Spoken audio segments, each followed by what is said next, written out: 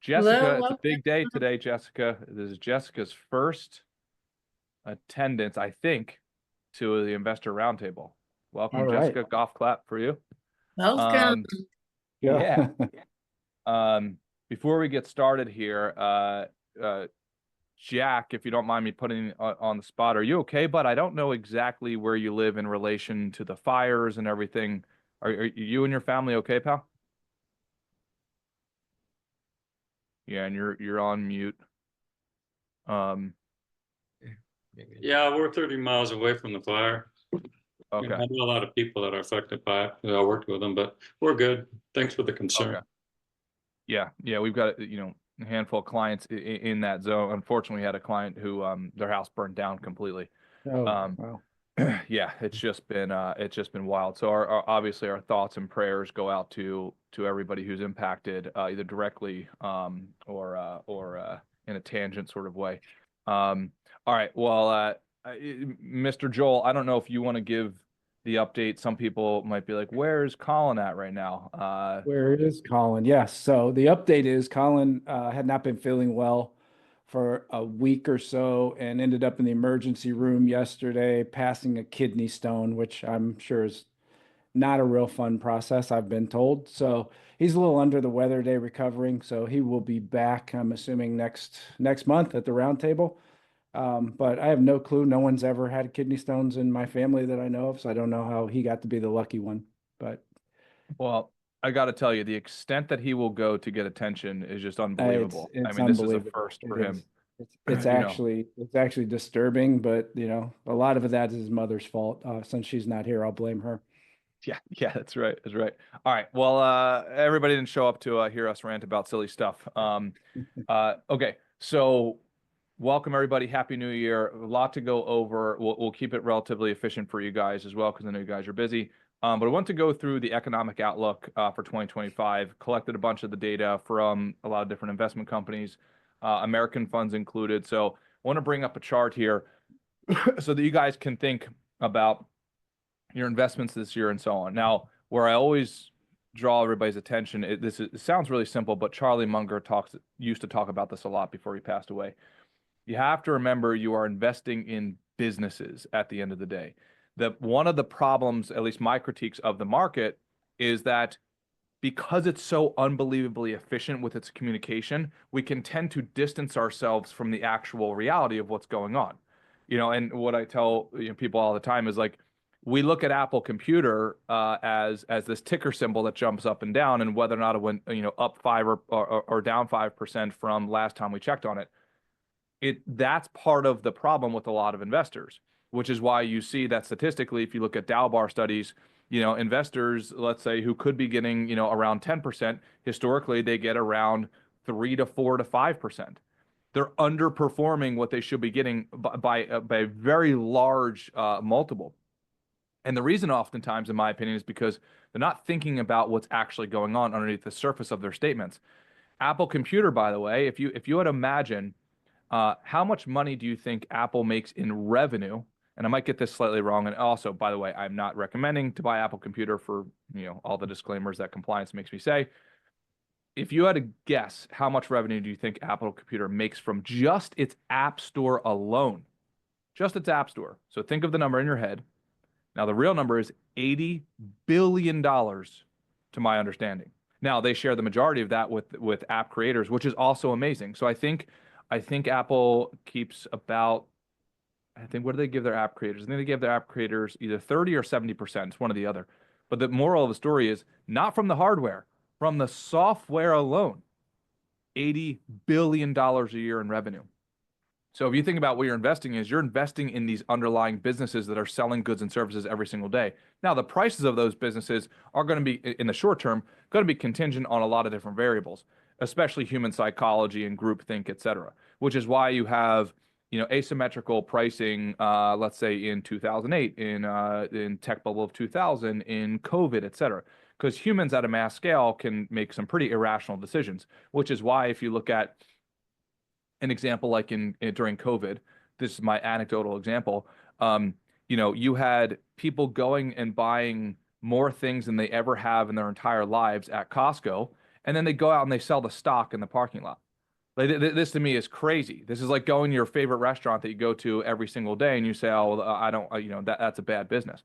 So, as elementary and juvenile as it may seem, if you think about your investments in that way, hey, are the businesses I'm investing in, how good are they? On a scale, on a relative scale to other businesses that I could own. So if you think through that lens as an owner, not necessarily an investor, I know that sounds like playing with words, but it's not. That distinction to me is very important. Okay, with that being said, a couple cool things to show you.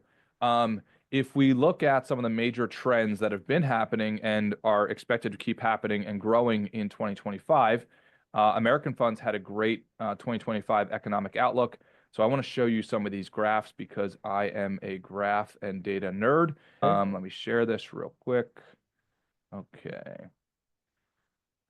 Okay, so 2025 outlook obviously includes in a very massive way AI opportunities. And Joel, can you see my screen, pal? Yeah. Yes. Okay. So if we look here, we have what would be an enormous trend in AI. Now, one thing I want to level set on is I like to think of AI instead as really for what it actually is, a massive increase in computing power. I mean, arguably an increase that we may have never seen before this. Now, from my understanding, the increase in computing power is roughly on the scale of, I believe, about 20 times. So if you can imagine at an elementary level, think about what your laptop or your computer can do. Imagine if it could do it 20 times faster. To the degree of I've learned from different health insurance company or health based companies. From my understanding, one company I was looking into, what used to take them months to do calculations now takes them minutes, quite literally. Now, where that leads is you have billions of dollars of infrastructure that have to be essentially rebuilt and or replaced. Well, you might ask yourself, okay, well, what does that infrastructure look like? So on the left side of the screen here, you can basically see what's the tech stack of AI. So if you start down here, you look at the semiconductor level.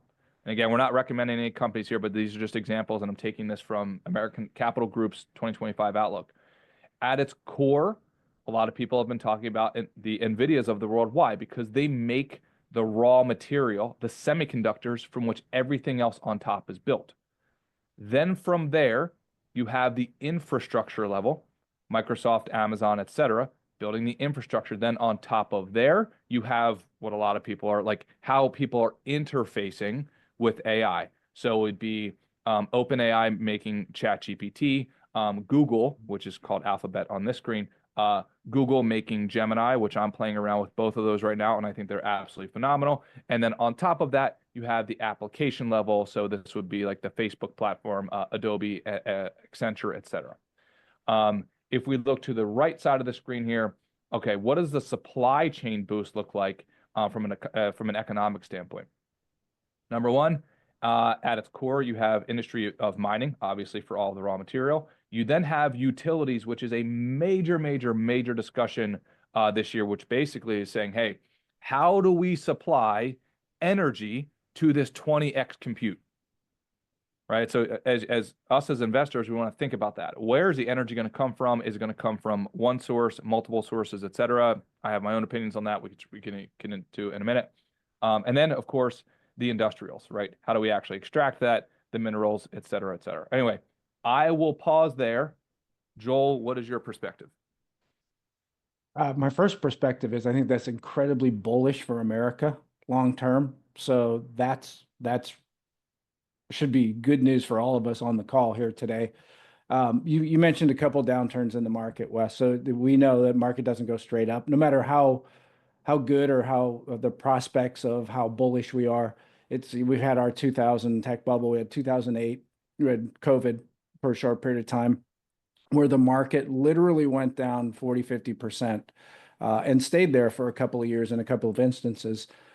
That's why I know we harp on this a lot, but I'm taking the other side of this. That's why we're always talking about having that cash reserve that needs to be bolstering because I can promise you that your daughter meets the man of her dreams and comes to you at the bottom of the market in 2008 and says, I need $150,000 for a wedding because I'm head over heels in love with this guy, right? And that's not when you want to be selling off assets out of your portfolio. So even though all of this looks great to me, and I think to Wes would agree, this is very bullish for America, we still need boring money. We still need safe money that will get us through the times when we know the market's going to struggle a little bit and have its inevitable downturns. So I would say that's, even though this is all great news, and I'm very, very bullish on America going forward, because all of those companies, if you'll notice, are American companies.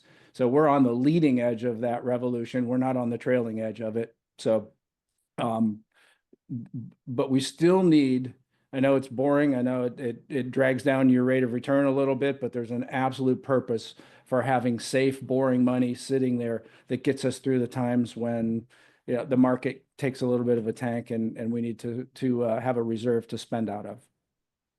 Yep, absolutely. And let me show you guys this. If we look at the S&P 500 data and we break down the returns by sector, I find it to be pretty interesting because like most data sets, you can find asymmetries. So if you look at the returns of the S&P, just to take the top 500 largest companies in the country, and you look at where the returns stem from, as you can see here, right, the majority of the returns have come from communication services as well as IT, as you could probably imagine. So if you look at, you know, the top 3 or 4 categories here, they make up for the bulk of the returns. Now, what my personal perspective on this is, the way AI and, again, raw computing force plays into this is, I would argue that we are going to get a massive increase in productivity of all of these sectors. And some of these might be a little bit of a laggard because, as you can imagine, who's going to have access to the faster computing power right out of the gate? Well, you're talking about tech companies. You're talking about, you know, Google, Amazon, Microsoft, et cetera, et cetera. Again, I'm not recommending these companies necessarily, but it should draw the conclusion of, just wait to see what happens as this this increase in compute power trickles its way through the entire economic chain. Now, Joel, to your point, I think if you logically break this down into its subcategories, why is the U.S. positioned uniquely to take advantage of this? From my understanding, you need a certain amount of variety of these factors. Number one, you actually need the money to create these large language models and put in all of the infrastructure is enormous. It's an enormous amount of capital. So that's filter number one. Filter number two is then you actually need the skill set. You need the skilled labor. You need the engineering labor to be able to implement that raw computing tech. So that's number two. And then number three, you need a favorable environment from a legislation standpoint. I would argue, and it seems like the experts that I'm researching here, they would also argue the U.S. is the top position to take advantage of all 3 of those metrics of the Venn diagram. So yet again, we are, in my opinion, we're very fortunate to live in a country that is able to take advantage of something like this, because I understand that innovation comes at a cost. Totally understand that. I also understand that some people may lose their jobs. I also understand that if a lot of those people are willing to retool, that there's a very high probability that there will be different jobs and better jobs available to them in the future. But if we don't, in my personal opinion, if we don't take advantage of these types of innovations, then we will fall behind. What makes America incredible is our ability to pivot and to innovate and to make life better today than it was 20, 30, 40 years ago, which is kind of funny because every once in a while I'll have, you know, somebody say, you know what, I wish I lived generations ago. And to them, I say 100%, you do not wish you lived several generations ago. I promise you, right? Like, you do not want to have to deal with polio and all of the other things, right, that prior generations had to deal with. Every generation is going to have its plus and minuses, but if I had to pick, I'd rather live today. Joel, what's your comment on any of that? I wholeheartedly agree with you there. I think, you know, we look back and it falls apart on some levels, but like the richest man by some accounts to ever live, John D. Rockefeller, didn't have any of the conveniences that a middle-class family has today, or very few of them. Now, I would argue that probably just as beneficial to take the money and figure it out. But Um, I think, but things like Tylenol or penicillin or something, those were things that didn't exist in his time. And I may be wrong on that, but a lot of those things didn't exist in his time that we just take for granted today. So I agree with you is that poverty is being wiped out at a rate that we have never seen before, and that's because of the innovation that we're talking about here, Wes. And that all happens because of capitalism, warts and all. Capitalism has brought more people out of poverty in the last decade than any other method possible. So I think it's just all good news. I'm again really bullish on what's happening, and I'm really bullish on the fact that American companies are leading the way here. Yeah, without a doubt. I mean, and if we look at, I'll show my screen here. If we look at where the U.S. is positioned, in term of resilience, at least per Capital Group's estimates. Okay, long-term tailwinds. If you look at this graph, we have long-term tailwinds versus headwinds, and then we have near-term headwinds versus near-term tailwinds. If you can make sense of that chart, you look at where the U.S. is. So Japan, U.S., and India, really, really fascinating. As Capital Group defines it. Let's look at something that a lot of people are talking about, Trumponomics, and what this would mean as we have President Trump coming on board here. Quick timeout and pause. I'm not making any statements on whether I like Trump, hate him. I'm not political, as many of you guys know. My religion is capitalism, so please don't yell at me for saying that word.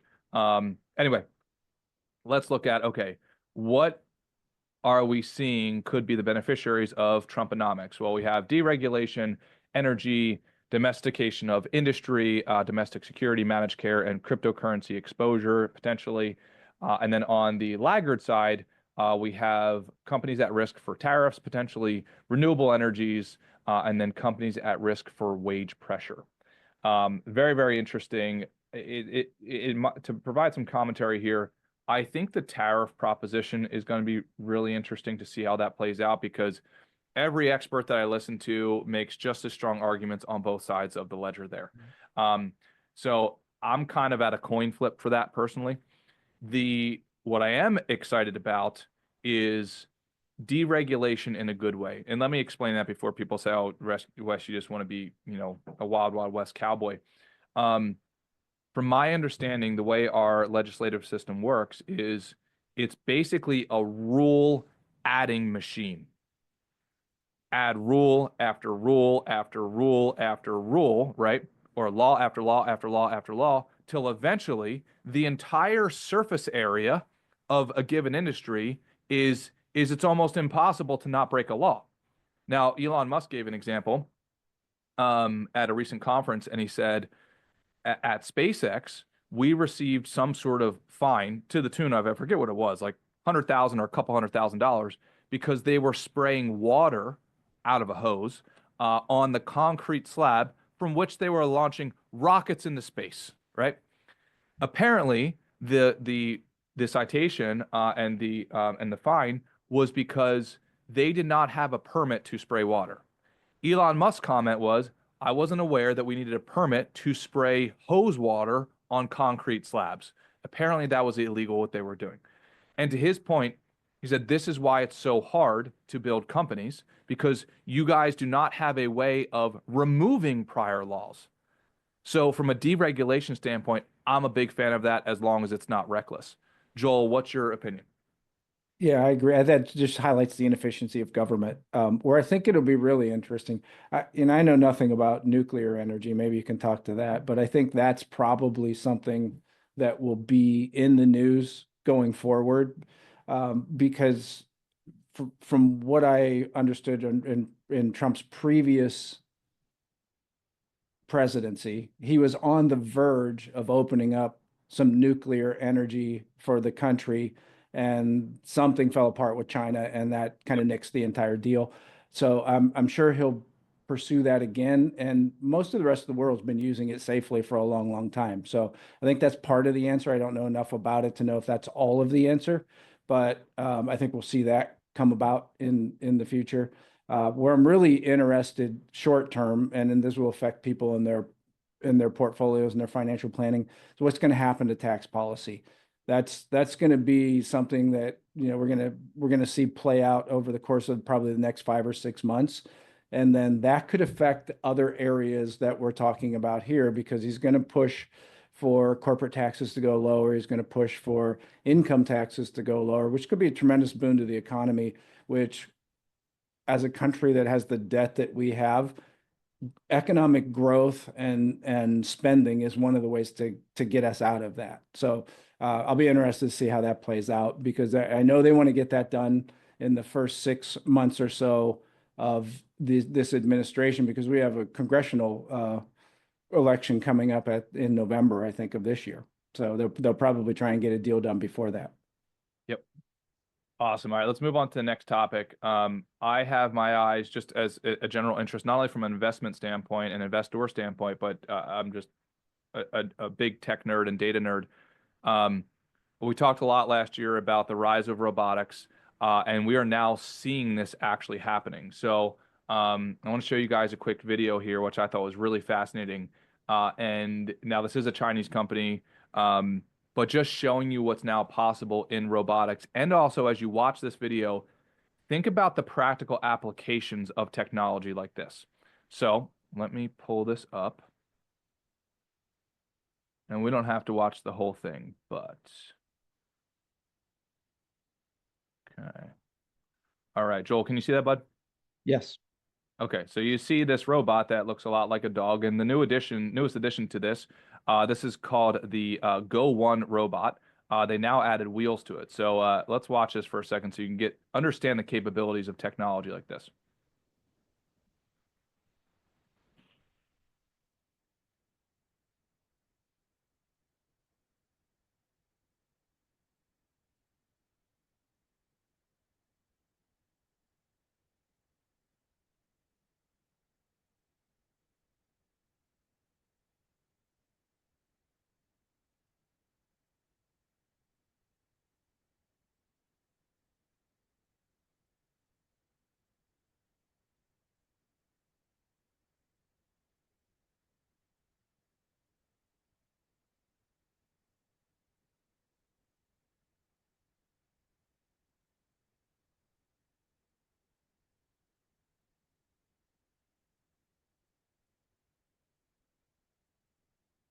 Okay, so now some people thought that was like AI generated. That's real video from my understanding.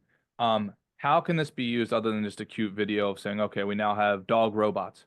Well, I mean, think about what that could do for human development for a lot of humans who are currently employed in dangerous occupations, going into toxic environments, going into any sort of safety environment, going through and looking at crops, going through and looking at vegetables, fruits, et cetera, seeing which ones can be harvested, which ones can't be, et cetera, et cetera. Talk about wartime applications. I know that's not a good thing to talk about, but consider all of those things. I was doing some research into an agriculture company, and they have already purchased a whole bunch of these, right, to be used ASAP. And I forget what the price of them is, but they're crazy low priced, like crazy low priced. So if we think about at its core, what is capitalism? Capitalism is productivity and value exchange. How can we exchange maximum amount of value for minimal price? Well, the way that we do that is through productivity, efficiency, and increasing that metric. Joel, what's your take on that? First of all, have you ever seen the Go One robot? And number two, what's your take on it? Yeah, no, that's incredible. I've never seen that. But you just think about natural disasters, the one that you guys are experiencing in California, that the loss of life or the bravery and potential loss of life of the people who go in there and fight those fires and try and rescue people or, alleviate the situation that could be replaced by that. You say, well, they're replacing a job, but at what cost? I mean, is a person's life worth the fact that we can now use a robot like that to go in and do the job, save lives, and probably get that cleaned up without the potential danger to human beings? That it's incredible. I had not seen that, and it was pretty wild, unbelievable. Yeah. Yeah, I mean, so now you might say, okay, well, great, that's a cool little dog and pony show. What's a more practical application of this? So there's been a debate for the last handful of years on self-driving cars. And in my opinion, we are going to see a massive spike in robotic technology using self-driving cars. And for those of you who disagree with me, you will owe me a chocolate chip cookie or an iced tea for winning this bet. I promise you. I looked at the data. If you've seen Waymo, was released in San Francisco. I recently went to Austin, Texas, and I also went to Scottsdale, Arizona. In all three of those places, I saw self-driving cars. Now, let's actually extract the data. So I looked this up. Let me see if I can find it here. This data is from Alex Immerman from Andreessen Horowitz. He's a partner there, and Andreessen Horowitz is a very, very, very popular and credentialed venture capital firm. Really fascinating. So if you look at this data here, just from 2023, if you can see this here, Waymo's market share relative to Uber and Lyft. I mean, look at their market share. It's gone from 0 to about, it looks like about 20-something% here. That's insane. I also looked up to bridge the gap on this data. How many automated driving trips per city right now is Waymo doing? For those of you who don't know, Waymo is basically the autonomous driving car unit of Google, essentially. So it's driverless vehicles. They're driving around these cities to which they've been approved. San Francisco is one of those cities. Joel, if you had to guess, sorry to put you on the spot here, how many weekly trips do you think Waymo is currently doing? I know you have no chance of getting this right, so I'm sorry, but I have zero chance of answering that question. 1,000.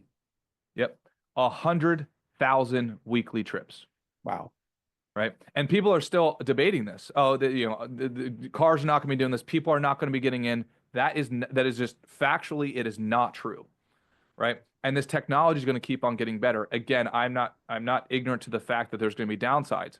I understand there's going to be the occasional accident. I know that's not fun to talk about, but at the same time, if you look at the data on this, every time I look at the data, these cars are dramatically safer than your typical human driver, right? Especially your typical human driver that 50% of the time is playing with their phone while they're driving, right? How many times have we been behind a car and the green light goes on and the car in front of us does not go for about 37 seconds because they're driving? I'm sorry, because they're texting.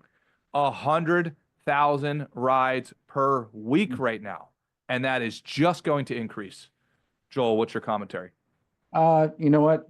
I'm not sure I'd get in the car. I don't know.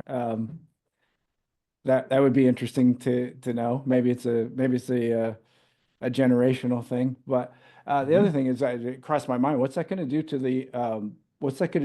the insurance industry, auto insurance? How will that affect that? If it's safer? I mean, how do you insure that car? Is it the same level that you have to insure it for a human being driving it? I mean, it's going to be interesting to see that play out. Yeah. I mean, I can totally understand. My prediction is the biggest X factor and bottleneck on this is going to be legislation, and then human acquisition. Joel, for the exact reasons that you're referring to, right? How scared am I to get into it? For me personally, I'll ride those things all day long, right? 100%. Because if you think about a car like Waymo, I mean, they are using many different variables for the technology. It's not just cameras. Like Tesla, from my understanding, just purely uses cameras versus Waymo uses LiDAR. If you've ever seen one of these things, it has 360 cameras going up front of it, LiDAR detection, blah, blah, blah, all these things. It is unbelievable how much technology goes into these vehicles.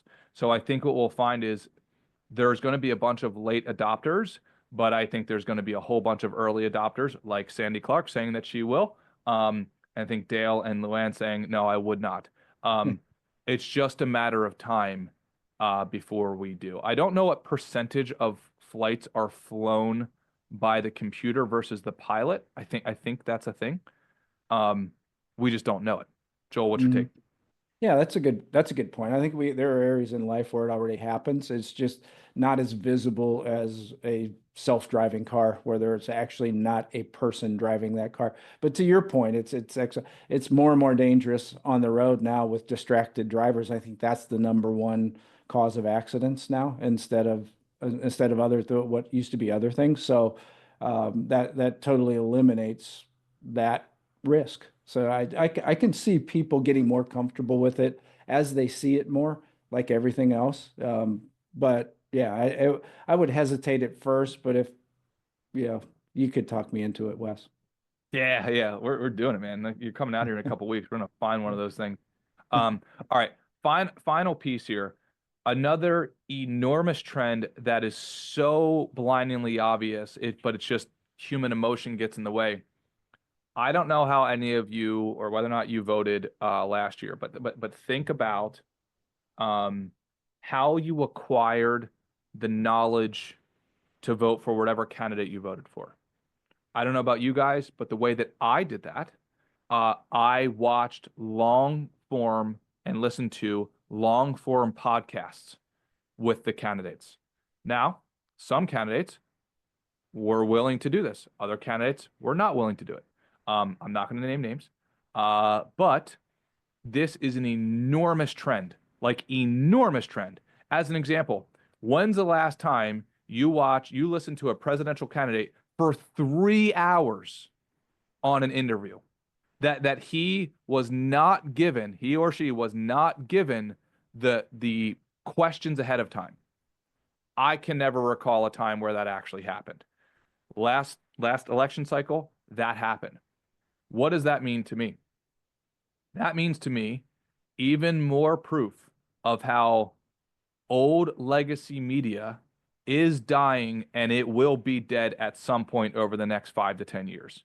This is a no-brainer to kind of prove this point a little bit. Again, not recommending Compass here, but just to show the raw data. If we look at the profit margins of let's say your legacy media now outside. So if we look at Netflix, for example, highest profit margin on this graph. Now we still have Fox up there, Disney, Sony, Paramount, WB, etc. What's the macro that we can see here? I don't have the podcasting statistics in front of me, but if you if you look at major podcasts like the Joe Rogan show, regardless of whether or not you like it, his team, right, his production team is a couple people, and he gets millions of listeners per show. This trumps basically any mainstream media show that you could think of, right? By many multiples. I think it's a better medium. I think similarly, it's just you have a lot of late adopters because they're used to watching whatever TV shows or whatever they're used to. But even if you look at the big bottleneck for a long time was professional sports. But guess what? Now you can watch the NFL on YouTube. You can watch it, I believe, on Amazon Prime. I would not be surprised if this trend continues to exponentially grow. Joel, what's your take? It's interesting you bring this up because I just have a client and a good friend who was a morning radio personality in the area here. We just had dinner last night because he found out his station was being bought out by kind of a national conglomerate station. So he's out of a job January 31st. You know what he's actually going to do? Him and his morning partner? Podcast. Going to start a podcast. Exactly.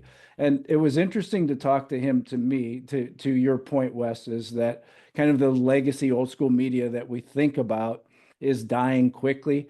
He said literally that the morning radio shows that you listen to at any point in time, there's probably only a couple thousand people actually listening to that. No matter how popular you think that show is, there's actually only at any point in time a couple thousand people listening to that radio show. But the podcast is and I didn't verify this, but his contention is once you hit about 5 to 10,000 downloads of your podcast, advertisers will start paying attention to you and they will specifically advertise exclusively on your podcast to monetize is the way these people are going to monetize their podcast because they know that people that's how they get their news now.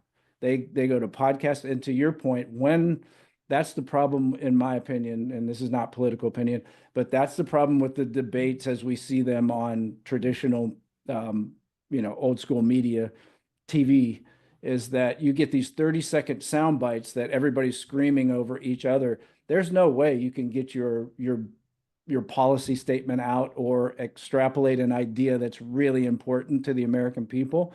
But on a 3-hour Joe Rogan podcast show, you certainly can. And it builds that rapport and that trust factor with the candidate. So I think we're going to see more and more of that as time goes on. And podcasting and it's not going away. I mean, it's an unbelievable use of media. I mean, if you look at what we're doing right now, this would not have been possible 20 years ago. So 20 years ago, this space was like, hey, Mr. and Miss Investor, take this prospectus, this polished thing that was made in some corporation somewhere that barely gives you any real data, and definitely doesn't give you opinion, versus now you guys have direct access to our opinion. Right. So it allows for you to understand, how I think, how Joel thinks, how Colin thinks, et cetera. And if that's a good fit, amazing. If it's not, you at least have the raw, right, our raw opinion versus some talking head. This is my final prediction for 2025. We're going to see these numbers jump even more off the charts. Robotics, self-driving cars, podcasting, et cetera, et cetera. The way that benefits you guys is you are all business owners, right? Whether or not you own your own small business, but through osmosis and investing, you are owning these large companies. And this is what is happening under the surface of those ticker symbols jumping up and down. And in my opinion, the largest companies in the world right now in America have an asymmetrical advantage because of all of the reasons we talked about before. If anybody's got any questions, raise your hand, let us know. If not, Joel, what are final words of wisdom, bud? I think you mentioned what we're doing right now. I think it's a great point. So we have several people sign on every month, but the largest portion of the people that take in this pot or this Zoom meeting is the playback later on. Yep. We have a very high number of clicks through on the playback later on, and people watch it later simply because you can do it on your own time. You can consume that information in bits and pieces if you want to, or you can do it on your own time when you're available to do it. That's why it's such a tremendous medium. It's not, you don't have to tune into the 6 o'clock news anymore. And if you miss it, that's it. You got to go to 11 o'clock and you're done. You can see this, you can gain this information at any point in time during the day. You can save it for later. You can listen to it in bits and pieces. It's a totally different way, for my generation anyways, of looking at it. But I'm all in. I love it. I think it's great. Yeah, and as a final bonus piece here, if any of you are up for it, go and download on your phone either Google Gemini or ChatGPT. Now I pay for the advanced versions on both of these, and do the conversational mode. So for those of you who are not here last time, I'll just give you an example. As you're driving around your car, know some of the investments that you own. So let's just say you own Apple Computer. Now I'm just doing this live, so I hope this works. And you say, okay, I'm interested in how much Apple makes off of their iPhone sales in 2024. Apple doesn't break down their revenue in that level of detail. They give overall earnings for the whole company and for their major product segments, iPhone, Mac, iPads, etc., but not the exact profit margin on a specific product like the iPhone. So tell me what the total earnings for Apple Computer were in 2024. Apple's total earnings for the full 2024 fiscal year were a little under $100 billion. They reported a quarterly revenue of $94.9 billion for the fourth quarter alone, which ended on September 28, 2024. So that's just to illustrate that this technology is now conversational. You can literally hook it up to your to replace your Siri. So as you're driving, if you want to learn, okay, hey, I own this company, this company, this company. Huh, that's interesting. What are they doing in earnings? What are the predictions, etc. It's literally like having a genius in your pocket that you can now just have a conversation with, as opposed to typing it out, reading it, researching, and so on. So for the nerds in the audience, please consider downloading one or both of those and having some conversations specifically around what you're invested in to understand how these businesses are working. Those are my final words of wisdom. I love you guys very much. If anybody has any questions, feel free to call us forever and always. And looking forward to meeting with you guys in 2025. Thank you.